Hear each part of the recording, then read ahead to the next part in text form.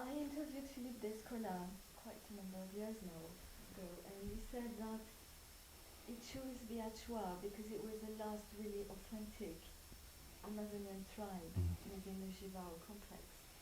Um, do you see the trio in this light? Did you also have the same dream to go to study a small tribe?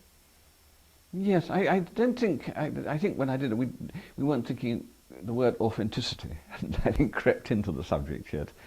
Um, I mean, the reason I chose the trio, I was quite interested. I think this may have been the influence of Audrey Coulson to some extent, an experience of some time in 1957 in the interior of British Guiana. I think these things influenced me to some extent. By 60s, the ex-British Guiana had become Guyana and things weren't very easy there. On the other hand, Dutch Guiana, modern-day Suriname, was certainly really quite easy. And indeed, when I went, in fact, to the Dutch consulate in London to ask permission to do field work in the interior, the whole thing took about 2 minutes. They said, "Oh, marvellous! Yes, that sounds great, interesting. Off you go, but we won't come and look for you if you if you get lost." So there was absolutely no trouble. There were no questions asked at all about it. They were absolutely delighted. And the trio, in fact, actually slightly chose themselves because they were accessible insofar as some airstrips had been cut in the interior on both the Brazilian side and on the Suriname side. While in fact they were accessible, it was an expensive accessibility. In other words, it was light aircraft, and it cost a great deal of money, and there was no, and there still isn't today, any permanent contact between the Suriname population and the trio. They're still, in fact, in many ways, as isolated as they were 40 years ago. In some ways, they slightly chose themselves. So, in other words, accessibility, relatively untouched. Certainly no national populations about at all. In fact, the total number, I should think, of non-Amerindians in the area when I was there in the early 60s, was probably, on both sides of the border, was probably under 20, and over a vast area as well. So, and they somehow, they more or less chose themselves, in fact, in many ways. Peter, if you had to choose a field site today, which society would you most want to study? To look at, go back, if I was actually starting out again today, once again, I mean, the difficulties here. I mean, take an ideal world where anthropologists, as you know, countries open up and close down to anthropologists, and the people themselves now becoming rather more pernickety about whether or not they want an anthropologist. But assuming it was completely and utterly open, I do, to some extent, would, I think, rather hanker after a slightly more ritualistic lot than the trio were, to be quite honest.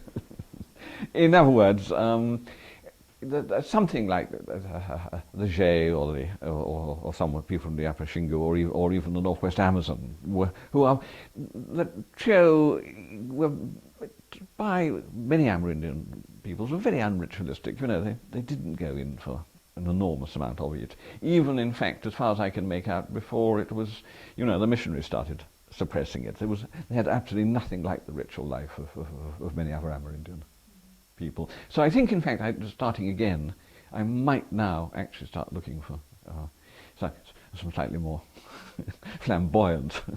Like they tend to be a little bit along the we three lines by Amerindian.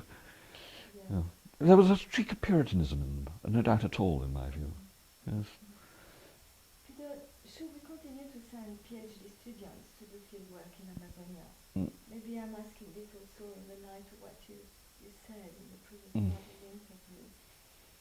Yes, I mean, they are becoming fewer and far between. I mean, I've got one who was a Venezuelan left, who in fact has been doing field work, but of a slightly odd kind. I mean, it means using sort of modern techniques geographical techniques and such like, and it's not all in any means on the ground type of fieldwork, although a certain amount. I suppose the last person who did it, I supervised, who did fieldwork on that level was Tom Griffiths.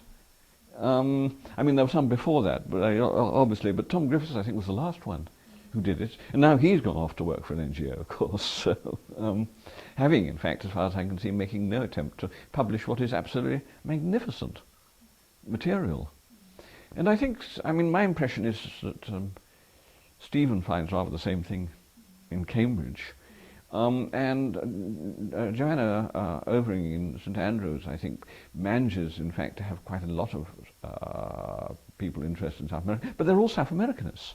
I mean, South Americans, I mean, rather than South America. I mean, a great mass of them are people she's gone out and recruited from various countries in Latin America. That just seems, and I've never quite understood the sorts of waves that I mean, back in the 1960s,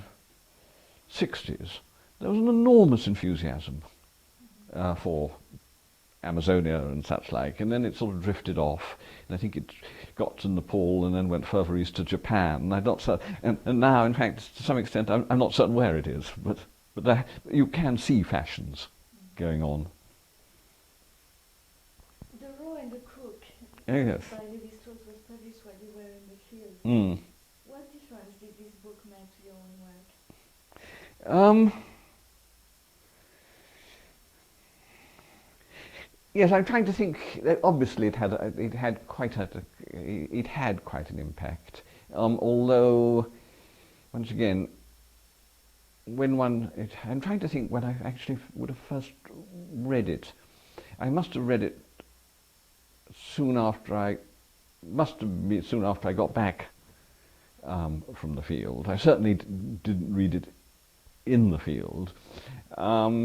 Nor, in fact, unfortunately, was that those marvellous volumes of the two Danish anthropologists, Niels Fock and Hans Uder, published until after I got back. Nor, interestingly enough, was the Goldman's Cubeo, you see, which didn't come out, in fact, until I got back. I mean, if you start looking back at the time I went, previous to that, the literature on Amazonian peoples was extraordinarily thin. I mean, the modern ethnography for Guyana was Gillen, I mean, to all intents and purposes, which is amazingly old-fashioned stuff. And elsewhere you had to go around looking at people like Nimoindaju and such like interesting stuff. But I think, in fact, something like Goldman and the Cubeo really set. Do you want an anecdote about Goldman and the Cubeo? After I was back from the field in 64, I wasn't at all well, and the local GP couldn't find anything, and I was sent off to the Hospital for Tropical Diseases in London for them to do tests on me. And one was, in fact, I was in there, and there was a sort of day room where people who were just having tests done were dressed and sat around and such like. And I, in fact, took the Cubeo into there to read. And I was sitting reading the Cubeo, which was the first time I had read it, and this woman came up and said, "Are you an anthropologist?" And I said, "Yes." And she said, "Oh, well, I'm Rosemary Firth." And it was my first meeting with Rosemary Firth. Rosemary Firth was also present when I had my first ever attack of malaria, which, in fact, we sat down to lunch. And between the point of sitting down and trying to get my first mouthful of soup into my mouth, I just couldn't do it. It just went like that. It was quite yes. That's all going like that at the end of the table. Anyway, sorry. Yes. No, there was a remark. Oh, I've got it miles away from the question of influence of the mythologiques. I think, in fact, it opened up in some ways a completely new world, which hadn't really crossed one's mind in some ways. I suppose, in fact, if you look at Francis Huxley's Affable Savages, you get some lovely hints of it in that. I mean, Francis had but glimpses of, I think, what was going on, but Francis was always far too disorganized and too much of a grasshopper ever to light on anything for more than a couple of seconds and jump onto something else. So he never really beyond Affable Savages, actually, I think. But you can see in Affable Savages he's getting to it. He's beginning to understand something of what is going on there. But I think, in fact, it suddenly made one think about the world of the Amerindian in a completely different way. I mean, I think my first and my first foray into sort of the Levi-Straussian stuff is that piece of mine on blowguns and hair tubes, and such like, yes, which dates from, I think I gave it from the first time at a conference when I was actually in my year at Harvard, so it had been 68, 69. So, I mean, Levi-Strauss was beginning to look at hair tubes and blowguns in a way that I certainly wouldn't have done in pre-raw and cooked days. French anthropologists always insist, that Levi-Strauss was an ethnographer before, that all his insights come from having been exposed to Amazonian societies. Do you agree with that comment? No, I think almost certainly not. I mean, he's such a terrible ethnographer. I mean, that little book on the Nambucquara is totally incomprehensible, in my view. It's one of the most problematic pieces of ethnography, I think, in South America. I mean, you virtually never see anybody. I mean, nobody ever uses it. I think it's quite unusable. No, I don't. I honestly don't think it was.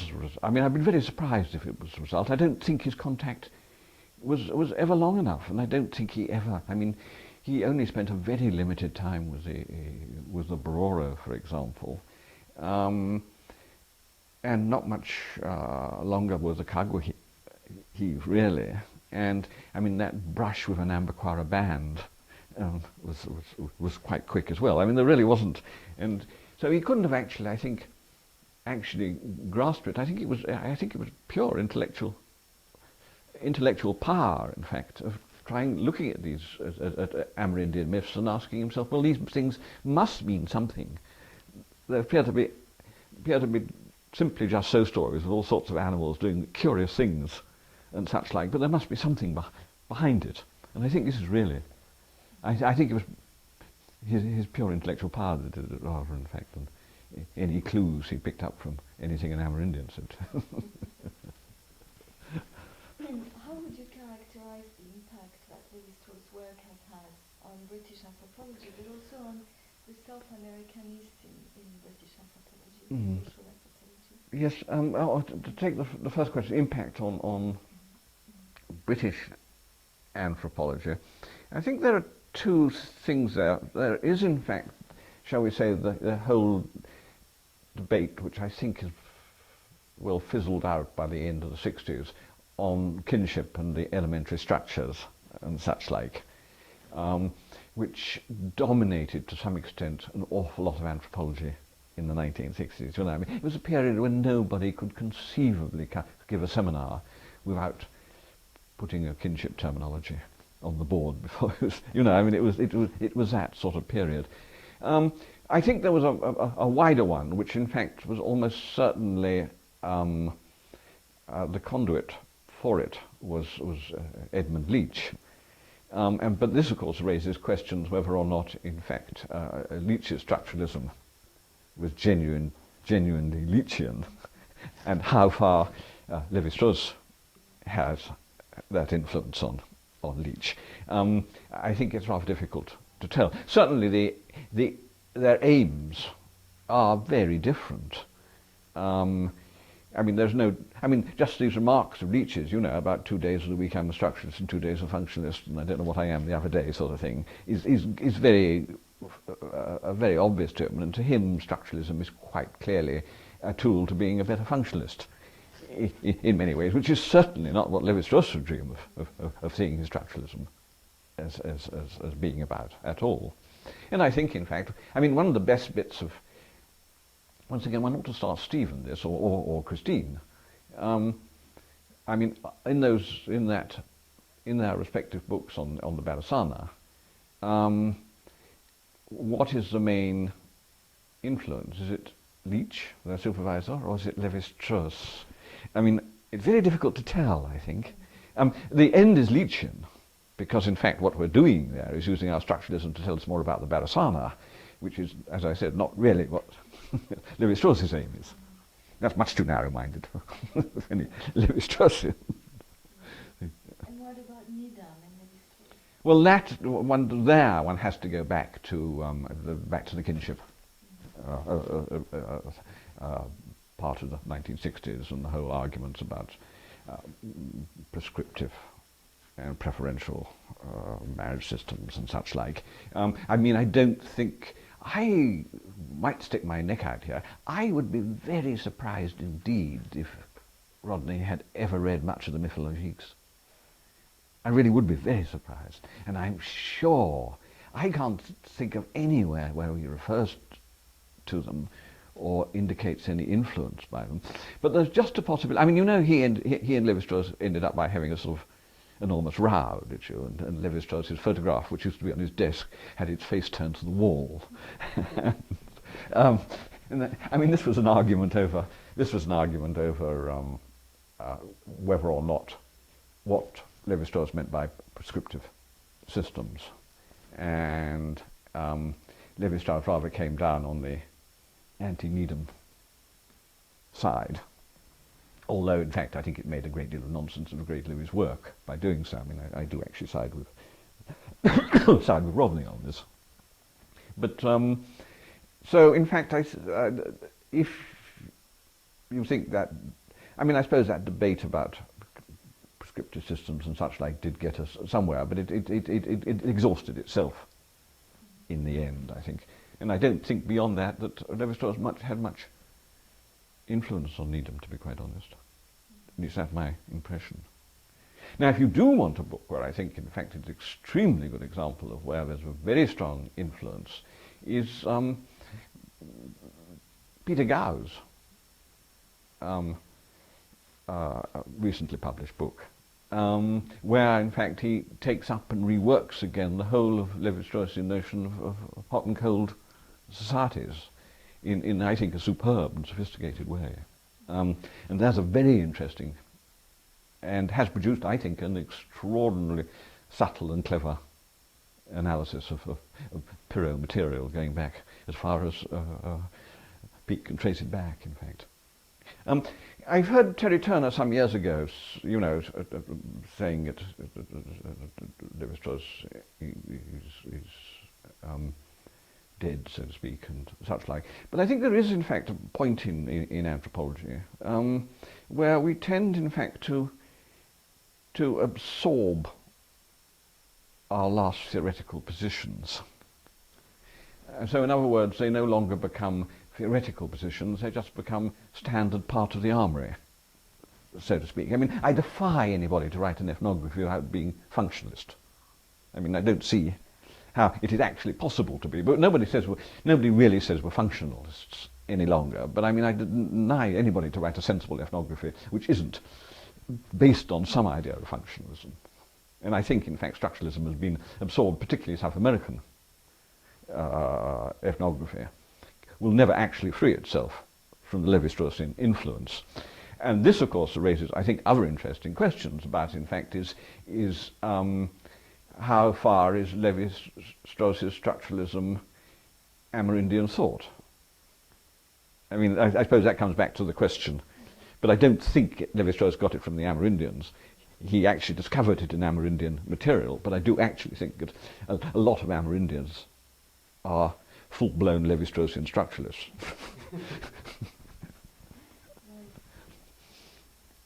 What do you see as being very specific and particular in the way Amazonian anthropology has developed as a field here in England?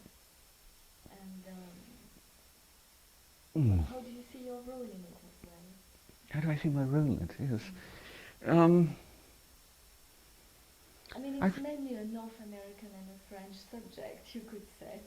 Yes, but you say that. I'm trying to think who I was talking to the other day, an American anthropologist, who had dawned on them how small British social anthropology was. I mean, I pointed this out to him, in fact, because I remember years ago going to the Christmas party of the department at UCLA, which was a vast affair, and so I asked somebody how many members of staff there were. And at that time, UCLA department had more anthropologists than Oxford, Cambridge, and all the London campuses put together. So the scale is completely different. And I think given the size, it strikes me that British social anthropology has been quite staggeringly influential in all sorts of ways. Now, where's it come from? Where's it going to? I mean, we were meant to have gone through this period, but I think anthropology is always going through this period of being rudderless, without an ism or whatever. But I am not certain about this, because I think you've got to make a distinction here between what people stand up and say in conferences and actually what is being produced in monographs.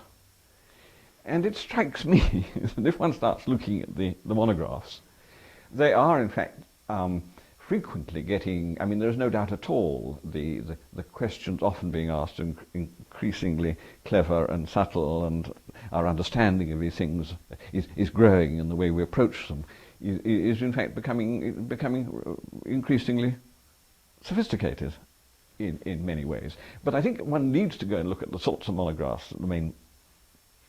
I mean, if you look, in fact, shall we say, at the Oxford series, much of it is on the whole, fairly high-class ethnography, and much of it which allows or pays very little attention to the most recent ism, is my impression.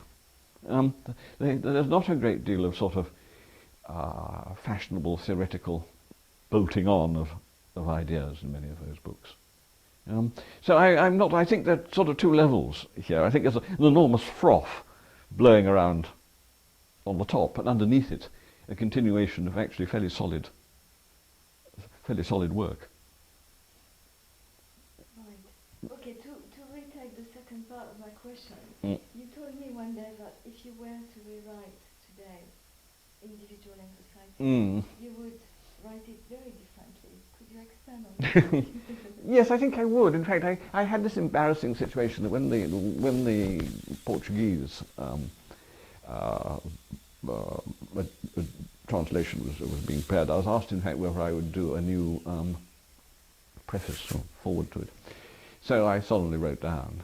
And I found, in fact, when I'd written it, I'd actually written a long piece on why this book wasn't worth reading any longer. So I quickly had to rewrite it, suggest, in fact, why it might be worth reading. So that gives you some clue, in fact, that in fact I would rewrite it. I actually think, partly because I think the main thing that has happened, which I think is absolutely invaluable, has, in fact, and one can come back to Lévi-Strauss, who in fact introduced the idea and then in fact I think got it all wrong, was the idea of house, and the refocus on the house as an analytic category. I mean, I think Lévi-Strauss went off the rails when he started talking about house societies, and this seemed to me sort of the reinvention of Crow-Omaha societies, just sitting somewhere between elementary and complex, and house societies seemed to fit into the same sort of evolutionary mould. But I think in fact I would today probably look at it, use the house as the main hook on which to hang the whole of the comparative study. And by doing it this way, it would allow me to actually incorporate something which I was, 2 or 3 reviewers pointed out that I had not actually confronted, and that was the whole cultural problem with cultural similarities and variations through the area. And if I'd taken the house, I could have actually done that. So that's what I would have done. It would have allowed me, in fact, by using the house, to incorporate both the social and cultural aspects of the area, which I think is probably my main failing.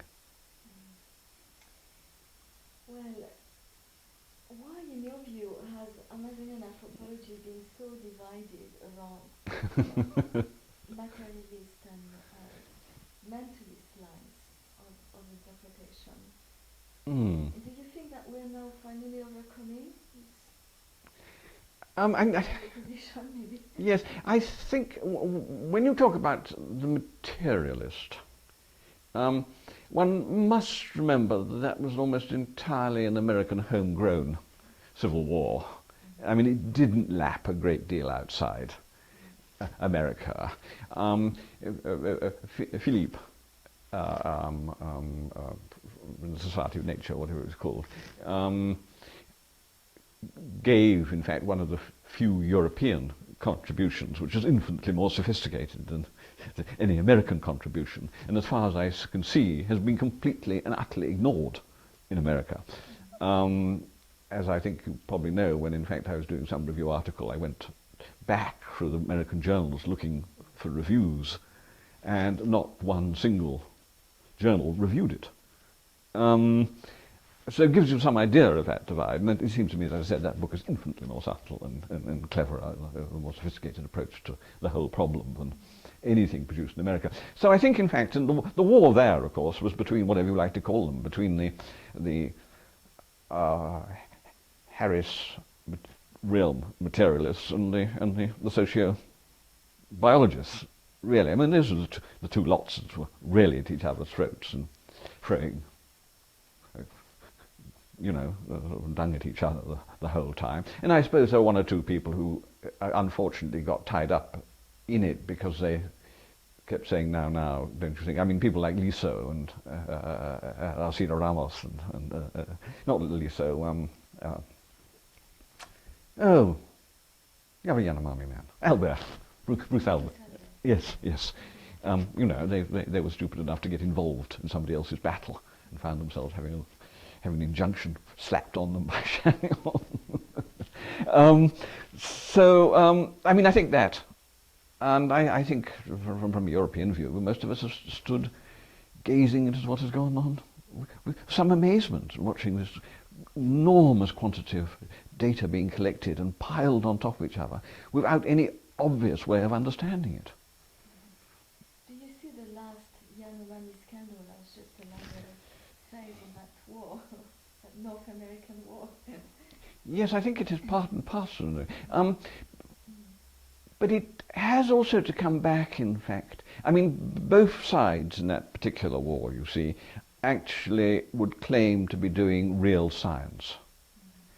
In other words, they belong within the scientific model, and they think they're doing real science and collecting stuff which is quantifiable and testing hypotheses which are testable and such like, which I think is a bit of an anathema to most people on this side of the Atlantic. I mean, I've always stood by the position that any society, you could use any society to prove any or disprove any hypothesis you could think up, basically, without too much difficulty. That's always been my suspicion, that in fact this idea. But in fact, once again, to go back to the ESRC, I mean, and funding agencies generally, increasingly they like the idea of it, but we should in fact be part of big science. I mean, the Social Science Research Council is convinced, and I think the HEFCI, or whatever it's called nowadays, is equally convinced that the social sciences, or even those right up the humanities end of it, should be doing research in big projects. And we know perfectly well, I think, in anthropology, that the larger the project, the less it gets done. The more people there are involved, the less successful the outcome on the whole. One only has to look at those J Central Brazil project to get some idea of the disasters that can be created. Yeah, unfortunately, we have a fairly clear idea of what is driving the research agenda Oh yes. in Amazonian anthropology, but or what is influencing it rather. Yeah. What do you think is the area on which we should really focus our attention to continue, to develop this field of anthropology? And also to make sure that Amazonian anthropology does contribute to the wider social anthropology of which it is part. Well, I'm afraid the only way, in fact, actually to make certain that one can do, whatever we like to call it, fieldwork in Amazonia, which actually is asking fundamental questions, I'm afraid, will always be to dress it up in some way as being something else. I mean, I rather think you have just found this problem yourself. what you had your grant to do and what you actually found interesting weren't quite the same thing. No. You better, that bit maybe not for public use, not until the grant has been paid up. So, no, I mean, I think you have, in fact, to operate like that. I mean, I think actually also, there's another question, in fact, at the end there, which I think was interesting. And this is, in fact, how does one actually feed Amazonian material into the wider anthropology? And I think this is a particular problem, and always has been a particular problem. On the whole, certainly most British anthropologists don't read Amazonian material. I think that is fairly safe to say. Those people, in fact, who do particular courses or options or such like in it. But I suspect you find very little Amazonian ethnography or monographs included in general anthropological reading lists. Is that my guess anyway? I mean, certainly I suspect here even I find, in fact, actually for the general tutorial here for masters, people doing masters, in order to cover the syllabus laid down, I, in fact, except for those who do the option in Amazonia, will get very little Amazonian because I just can't fit it into. Just doesn't fit anywhere into the expected syllabus. In fact, I mean, this is odd, especially given. I mean, this past year, I think, in fact, more people did the Amazonian option than any other option. I mean, out of the 20-odd people who sat the MSc, 8 did the Amazonian option, and I mean, there is actually a genuine curiosity about it, but none of them seem to be very interested in actually taking it very much further. I mean, they were intrigued and interested, but I think not intrigued and interested enough to see that whether the only one who did had already committed himself to working in the Middle East anyway, and had learned Arabic and such like, and he had doing it just out of curiosity, I think. So I think there is a genuine difficulty there of how, in fact, you get the subject into mainstream. And the other thing is, of course, that I think this is perhaps a problem here, is that as increasingly anthropology's got closer to home, less and less relevant do people think this sort of material is to their interests. I mean, one finds, in fact, and I suspect, in fact, I have a suspicion that people, in fact, who do doctorates working in, I don't know, Northumbria or somewhere, read very, very little anthropology from other parts of the world, is my guess. In other words, I mean, one of the things that is potentially stultifying, unless one is careful, is that anthropology, for its theoretical development, depends very much indeed on the ideas of the people who you've been working among. You get those ideas and turn them into theory, if you like, and you can see, I mean, to take an absolute obvious example, Malinowski's charter theory of myth is so obviously Trobriand's ideas being turned into a so-called theory by Malinowski. But I mean, I think this is what goes on, in fact. In other words, you are constantly importing ideas and turning them into theories. And obviously, if you're not going to if that's going to dry up.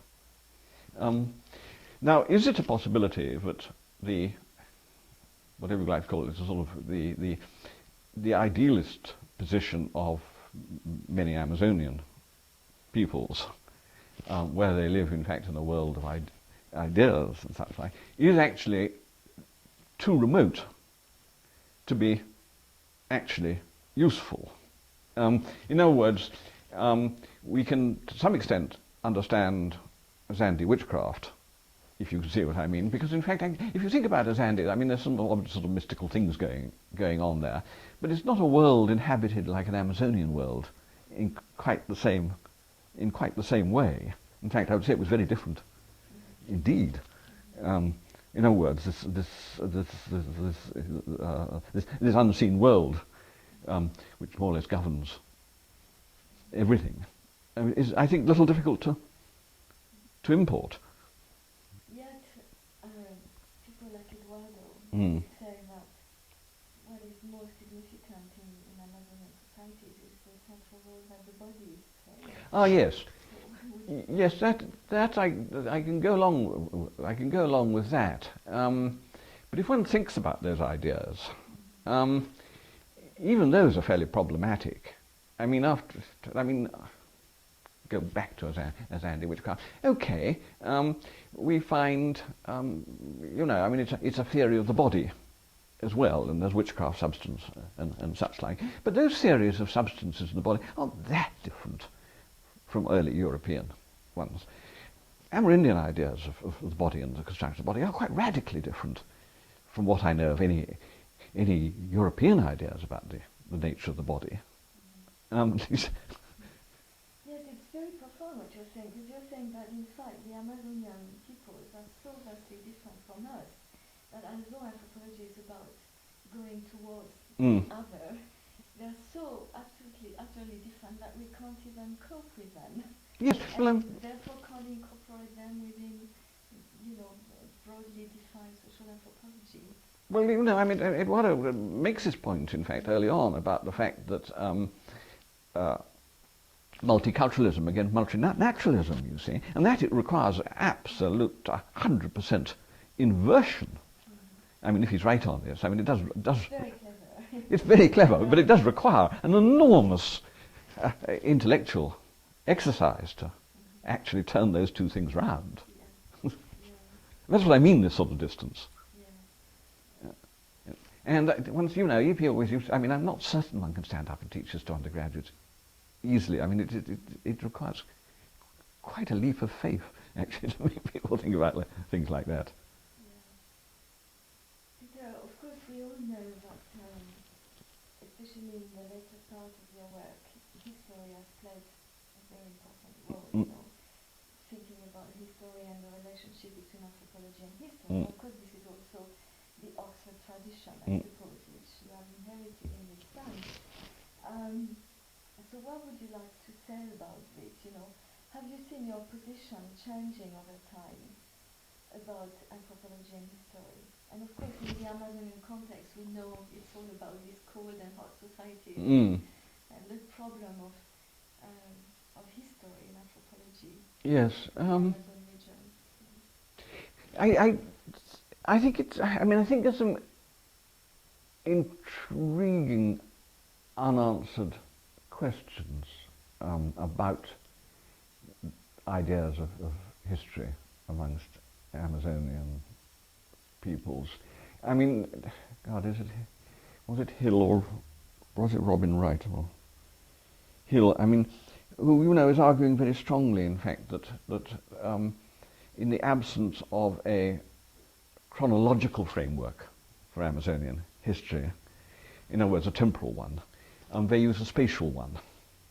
Now, this I find is Robin Wright. I find this an intriguing idea because, in fact, European historiography uses a temporal framework, but that temporal framework has always in the background a spatial framework.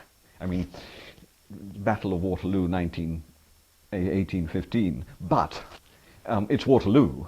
In other words, there's a space there as well as time.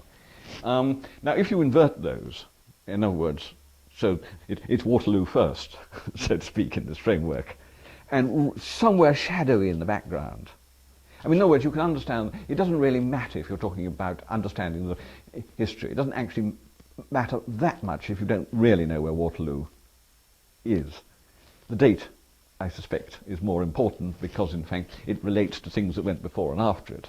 But if, in fact, you suddenly put the place absolutely up front, and less importance about what happened before and after it, you have in fact a completely different framework for your historiography. And I think there's an enormous number of questions, interesting questions to be asked about this. I mean, when we finish this, we'll perhaps get Alan, as a professional.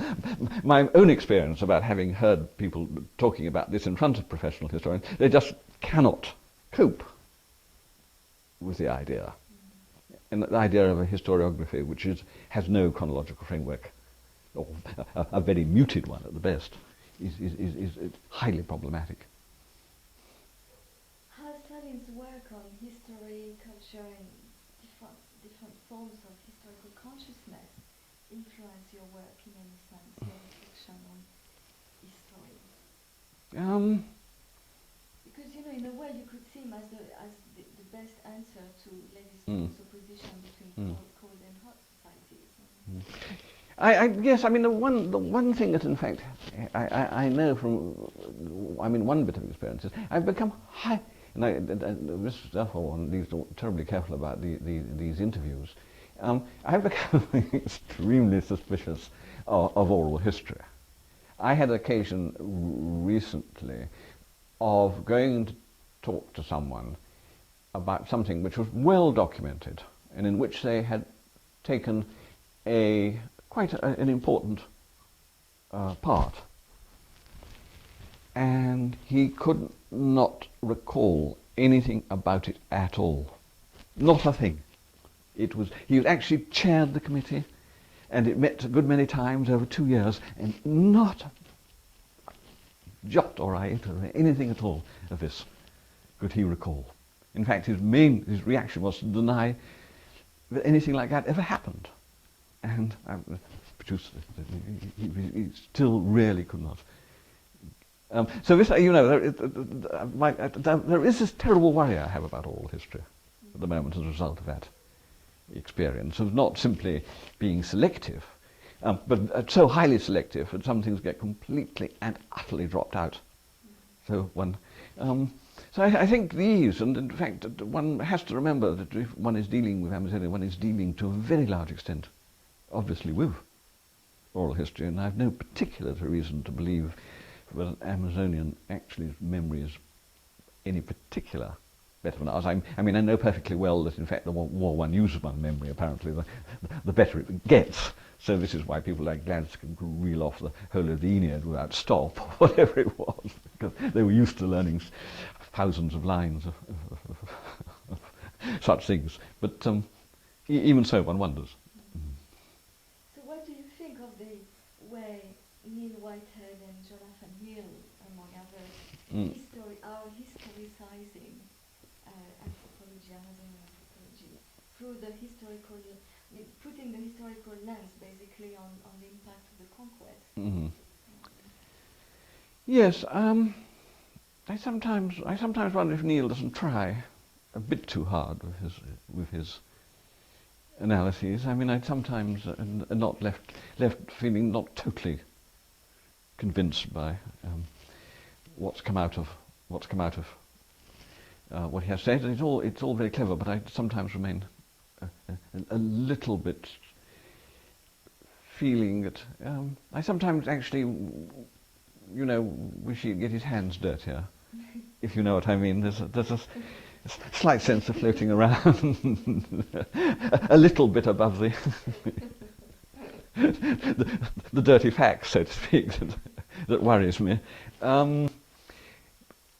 I mean, I think there is, in fact, I'm thinking one particular bit of his, partly because, in fact, it's his introduction to the new edition of Raleigh, which, for obvious reasons, I'm interested in, because Schomburg did the first one, and a marvelous edition of Raleigh was too. And I suppose one could, you know,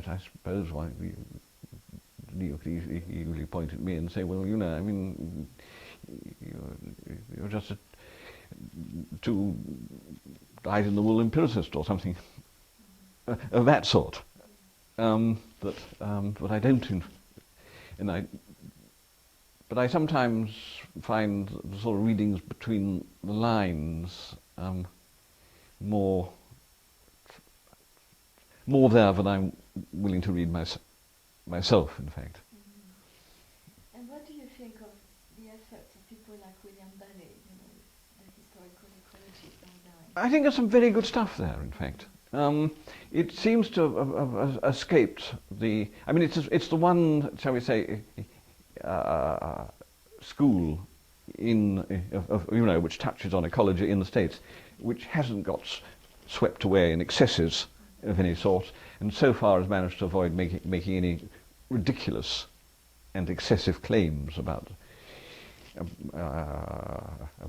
the natural ferocity of the Yanomami or whatever else you like to argue about. No, on the whole, it seems much of the contributions to it seem to be a genuinely scholarly attempt to get to understand really quite specific questions.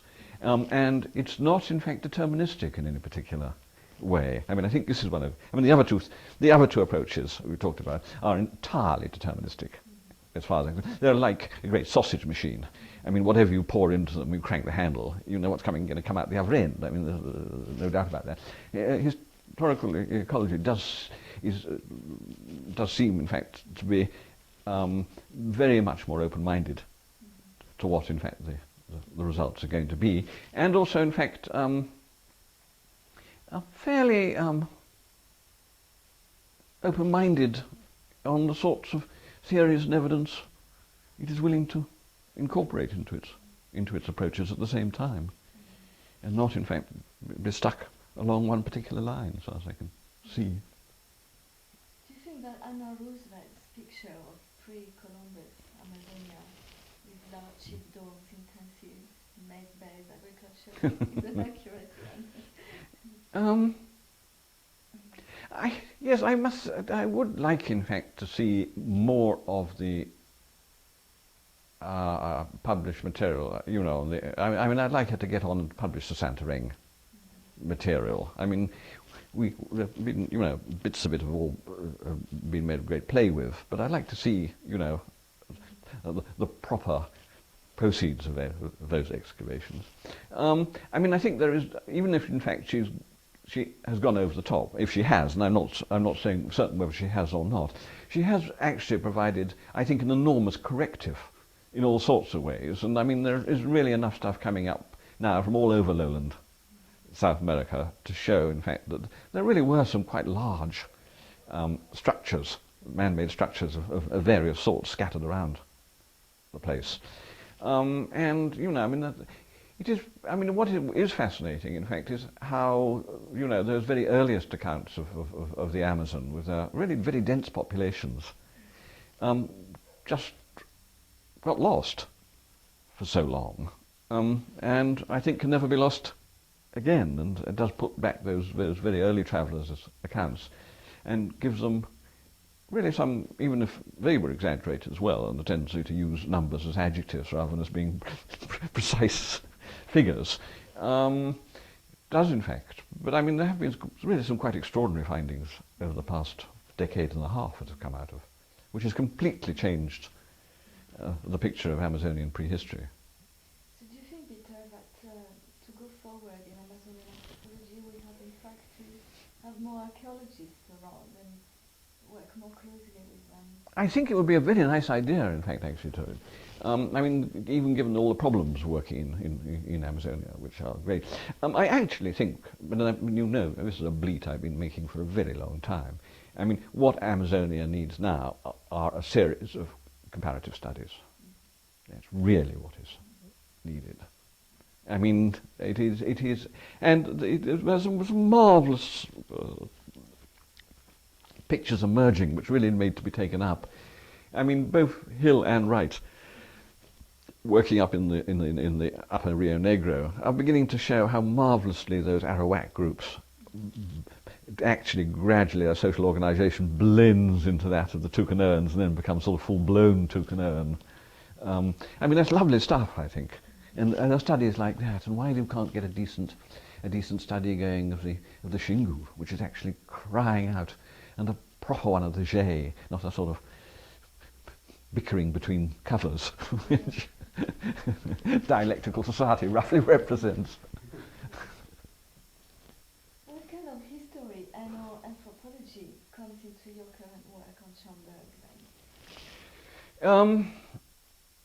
Well, this is, yes, I mean, this is rather odd. I mean, I'm not, I mean, there's, the Hacklet Society likes almost as much annotation as it does text, although it's going to be difficult because the text in this case is the best part of 250,000 words, and if they want another 250,000 words of annotation, they're in real trouble.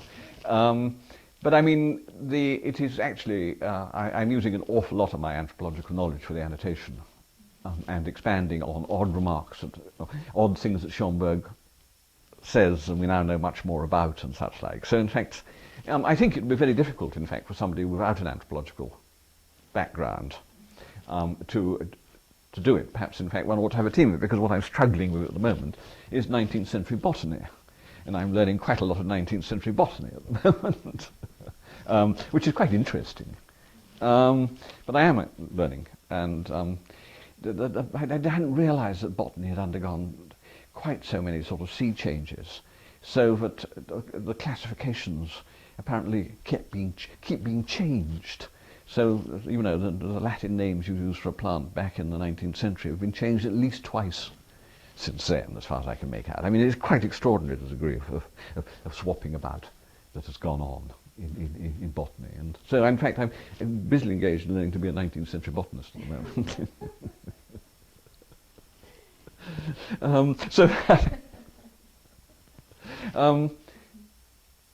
Yes. There are certain things, yes, I never understood, in fact, when my first real